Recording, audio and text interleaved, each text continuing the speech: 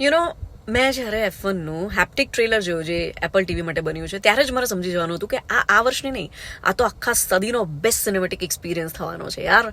એટલે આઈમેક્સમાં જ્યારે તમે F1 2Dમાં જુઓ છો ને એટલે તમારું આખું બાળપણ આંખ સામે આવી જાય. સ્પેશિયલી એનું જે 90sના કિડ્સ છે ને એના ત્યાં પણ હવે તો કિડ્સ આવી ગયા છે, કારણ કે એ લોકો તો ESPN સ્ટાર ઉપર જ્યારે જોઈએ છે ત્યારે એમના ઘરમાં કેવા ટીવી હશે, ઇન્ક્લુડિંગ મી. મારા માટે આખું નોસ્ટાલ્જિયા વાઇબ હતી. ઇન્સેન કેમેરા વર્ક છે, BGM તમે જુઓ તો.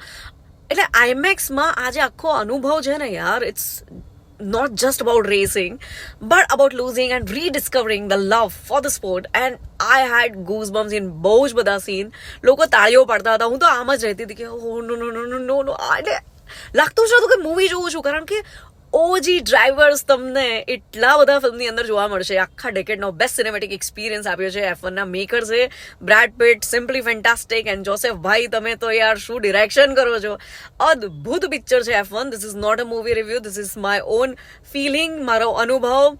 મેં જે આખું નોસ્ટાલ્જિક વાઇબ ફીલ કરી છે એન્ટાયર મૂવી દરમિયાન એ છે. અને ટ્રસ્ટ મી, આને આઈમેક્સમાં જોવાનો જ કદાચ વધારે મજો પડશે. હું 4DXમાં પણ જોવાની છું, બટ આઈમેક્સ માટે શૂટ થતી ફિલ્મ જ્યારે આઈમેક્સમાં જોવા મળે ને એ પણ એવા લોકોને જેણે નાના ડબ્બામાં રેસ જોઈ હોય, એના માટે આ કેવો અનુભવ હશે.